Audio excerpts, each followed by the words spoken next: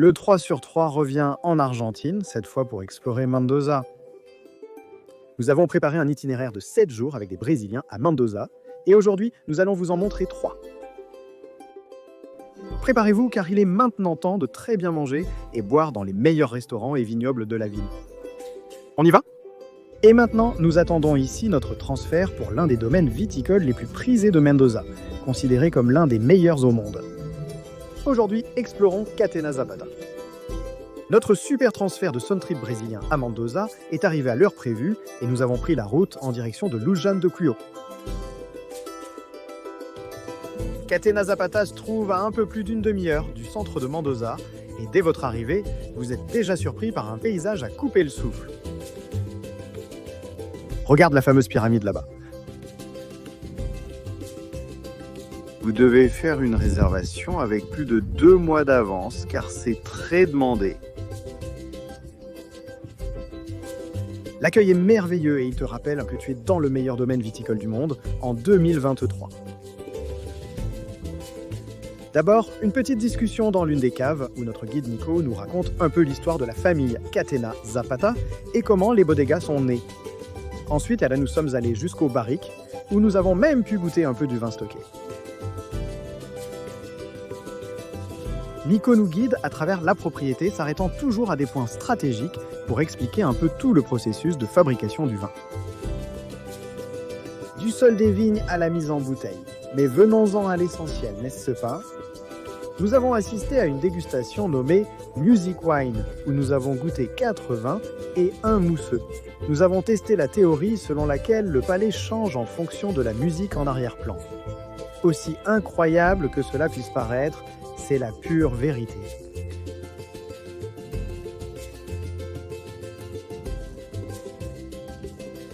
Chaque vin surpassait le précédent, sublimé par la musique. Une expérience inoubliable.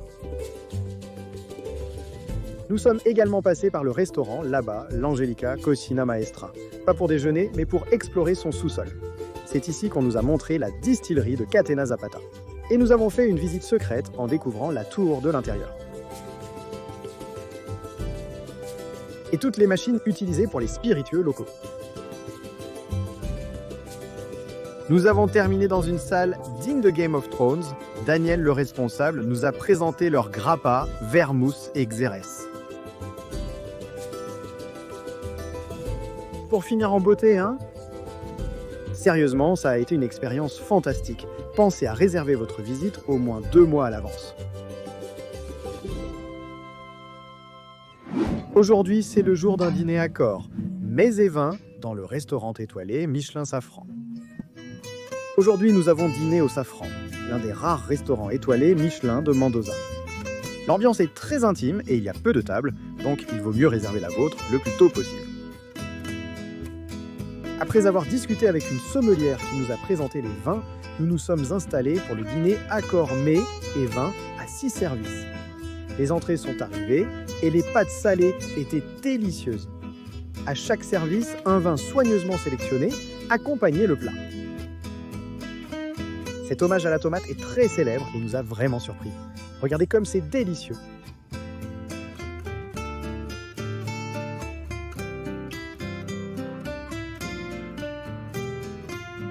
Il convient de rappeler que le prix du menu de 6 ou 10 services déconcerne uniquement les plats. L'accord mets et vin était facturé séparément.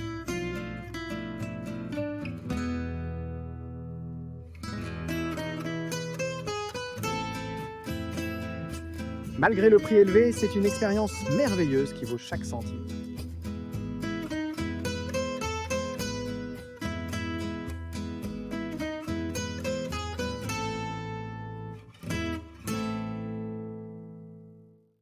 Et aujourd'hui, c'est le jour de découvrir Terrazas de Los Andes, une autre cave parfaite pour faire une dégustation de vin et profiter d'un déjeuner accordé. Également située à environ 30 minutes du centre de Mendoza, Terrazas de Los Andes est l'une des caves les plus traditionnelles de la région. L'endroit est magnifique et dès notre arrivée, nous sommes accueillis par Chris, une Brésilienne responsable de la partie tourisme de Terrazas, qui va nous montrer comment se déroule la visite ici. Regardez comme cette salle des cubes est magnifique. Chris nous a montré chaque étape du processus de fabrication des vins de Terrazas, en nous expliquant même d'où provenait chaque raisin utilisé. Nous avons pu découvrir un peu chaque cépage et tout à coup, nous étions déjà dans la zone de stockage à goûter un peu de ce trésor rouge.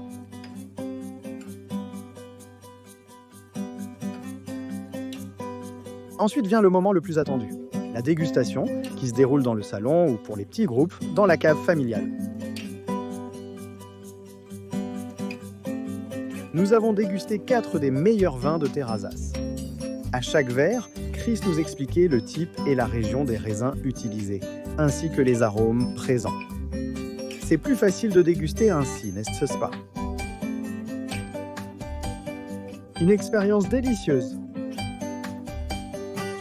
Nous avons visité leur petite boutique qui a de tout. Puis nous sommes partis pour le restaurant où nous aurons un déjeuner en 6 étapes, accompagné des excellents vins d'ici. Nous avons commencé avec un thé d'Ornay pour les entrées, qui était excellent. Et avec les vins rouges, ils sont arrivés les plats principaux.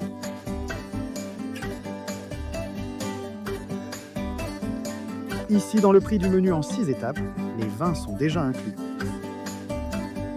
Santé! Aujourd'hui, on va goûter le menu dégustation du Centauro, un autre restaurant de Mendoza, cité dans le guide Michelin. On y va! Que peut-on espérer d'un restaurant qui, en moins d'1 an, est déjà mentionné dans le guide Michelin? Avant le repas, ils nous ont montré leur lieu de culture des champignons utilisés dans les plats. C'est vraiment sympa. On peut déjà sentir ce qui nous attend, n'est-ce pas? Nous avons choisi le menu en 8 étapes et je peux dire que les attentes, qui étaient déjà très élevées, ont été atteintes et même dépassées.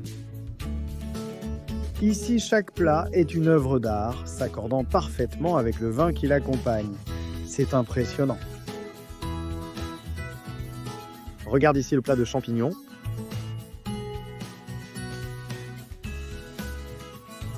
Les gars, c'est parfait. C'est vraiment bon ça. Les vins ici sont exceptionnels. Celui-ci est un DV Catena Garnaccia. Regarde cette couleur. Habitue-toi à avoir une surprise à chaque plat qui arrive, car ils attirent l'attention des 5 sens.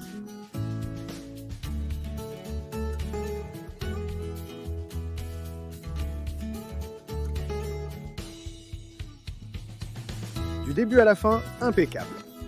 L'une des meilleures expériences que nous ayons eues à Mendoza.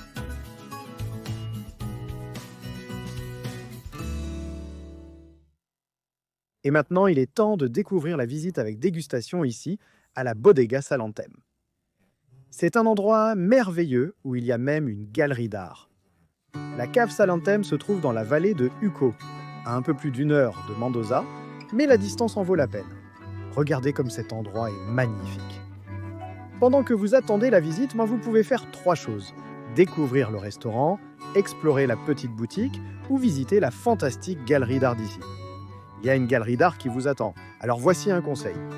Arrivez au moins une demi-heure à l'avance pour profiter de ce mini-musée.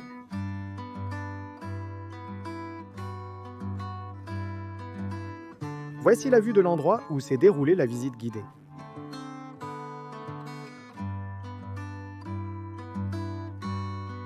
Notre guide Madeleine a parlé un peu des raisins et de tout le processus de fabrication des vins de Salentem. Cette salle est incroyable, avec une acoustique parfaite pour les récitals de musique qui ont lieu à certaines dates. Voici la salle de dégustation où nous avons dégusté 3 vins rouges de Salentem. C'est difficile de décider lequel est le meilleur, tu sais, parce qu'ils sont tous délicieux.